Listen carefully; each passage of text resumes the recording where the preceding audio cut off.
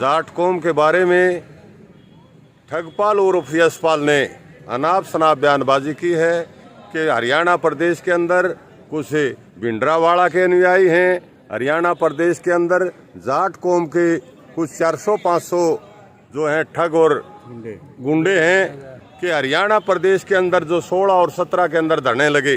हमारा सिर्फ 2 ही उद्देश्य थे, जाट कौम को आरक्षण मिले और 16 के अंदर जो हरियाणा प्रदेश के 21 युवा शहीद हुए हैं उन परिवारों को उनकी मदद की जाए, परिवार से एक आदमी को रोजगार मिले। ये 2 ही मांग थी। उस आंदोलन के अंदर जो पूरी कौम ने तन मन धन से न्यौछावर कर दिया था इस काम के लिए, जो पैसा धरनों के ऊपर आया, इस लुटेरे ने गुप्त तरीके से ट्रस्ट बनाने का काम किया, जो हमारा ना कोई मांग थी ना कोई फैसला था। और ट्रस्ट बना के इसने 10 गुर्गों को स्कॉर्पियो गाड़ियां दे दी कि आप हमारा प्रचार जारी रखें।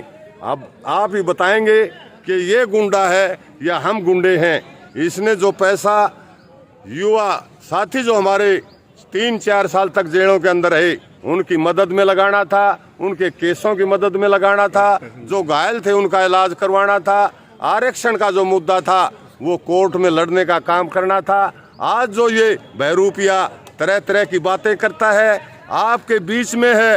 हरियाणा प्रदेश के अंदर हरियाणा सरकार ने एक अग्रवाल कमीशन बैठा था, उसके अंदर हम साथियों ने 1100 दावे प्रस्तुत किए थे। अगर इसका एक भी दावा अग्रवाल कमीशन के अंदर पा जाए तो मेरा सिर और आपकी जूतियां होंगी। आज तक इस बहरूपिये ने हाई कोर्ट के अंदर एक भी केस लगाया हो, सुप्रीम कोर्ट के अंदर कोई केस लगाया हो, इस कौम को गुमराह करने का काम कर रहा है। हमने हाई कोर्ट के अंदर केस लगाए और 15 बार जो 2 आदेश थे 10% EBPG का और 10% SBC का, जो बच्चों ने फार्म दिए थे, आज तक लगातार EBPG के रिजल्ट उसके तहत जारी हैं, परंतु SBC का एक सटे होने के बाद एक भी बच्चा नहीं लगा। हमने हाई कोर्ट के जो सटे के आदेश थे बार बार अपील लगाई, परंतु हरियाणा सरकार अपने आप को माननीय हाई कोर्ट से ऊपर समझती है। हमने हरियाणा प्रदेश के चीफ सेक्रेटरी के खिलाफ, AG के खिलाफ 2 मुकदमे लगाए, परंतु बड़े दुख की बात है कि इस प्रदेश का हाई कोर्ट उस फाइल को 3 महीने के बाद रद्द कर देता है। आज हमने 2 मुकदमे सुप्रीम कोर्ट में ले जा ट्रांसफर करवा के लेकर गए हैं। साथियों, इस प्रकार के हालात हरियाणा के अंदर हैं और ये बात करता है कि मैं हरियाणा प्रदेश के अंदर आरक्षण लागू करवाऊंगा, तमाम मुकदमे वापस करवाऊंगा।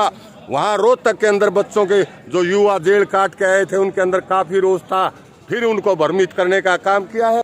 2016 जो आंदोलन था वो सबसे पहले वही आया था, सांपला हमारे भादगढ़ में, उसमें रोहतक में आकर के, और उसने कल अपने बयान में ये कहा है कि ये जो पैसा आया था धरनों पर, ये तो छोटराम धाम बनाने के लिए आया था। बिल्कुल झूठ है ये। उस टाइम छोटराम धाम का जिक्र भी नहीं था, ना कोई जमीन लेने का जिक्र था। सिर्फ जैसा प्रधान जी ने बताया है 2 ही मांगे थी, लेकिन जब पैसा इकट्ठा हो गया और पैसा बच गया तो इसके मन में लोभ लालच आ गया। जैसे पहले ये लोभ लालची है, सारा पैसा वहाँ मंगा करके, और इसने गुप्त रूप से एक अपने 10-20 आदमी ट्रस्ट बना लिया अपने जान पहचान या रिश्तेदारों का, और उनको स्कॉर्पियो दे करके उस पैसे से प्रचार करने लिए छोड़ दिया।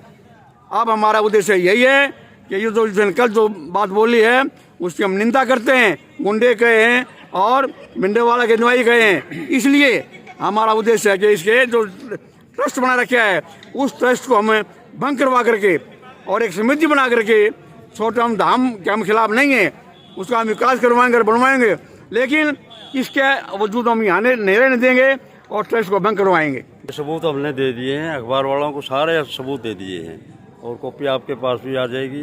उसने कुछ नहीं किया, सारा पैसा लूट के ले गया। वो उसके गुंडे थे, गुर्गे, उनके माध्यम से इन्हें सभी जिलों का पैसा हड़पा है। और एक बात कहना चाहता हूँ, ये सरकार भेदभाव की सरकार है और ये फूट डालकर आपस में समाज को लड़वा कर ये अपना उद्देश्य पूरा करती है, जो कि घटिया उद्देश्य है गवर्नमेंट का। सभी जातियों को औरों को आरक्षण दे दिया, एक जाट कौम को क्यों छोड़ा गया? ये बिल्कुल सीधा सा सवाल है। आजाद सिंह दरियावाला जी, संघर्ष समिति जींद का एक सदस्य हूँ, छोटा हा। सोनीपत के कुछ गांव में घूमया और जिस गांव में मैं रुक रहा था उस गांव से भी एक कमरे की कीमत गई हुई है। एक आदमी से एक कमरे की कीमत लेता था 4 लाख और 4,000 रुपये, और 100 कमरे के पैसे सोनीपत से आ रहे हैं। ना तो वो कहीं भी किताब के अंदर है कि भाई हमने 100 कमरे मेरे पास सोनीपत डिस्ट्रिक्ट से आए हैं। और कनाडा से भी बहुत ज़्यादा फंडिंग आई है इसके पास, किसी का भी कोई हिसाब किताब नहीं है। सारे गांव में इसका विरोध है। जिस गांव में भी हम जाते थे उसमें सब नकली किताब और नकली फर्जी ये डरियाँ लगा रखी है उसने सारी। कोई भी हिसाब किताब नहीं है। समाज के साथ ऐसा बड़ा धोखा दिया है, हम उस गुंडे को जींद के अंदर घुसने नहीं देंगे बिल्कुल।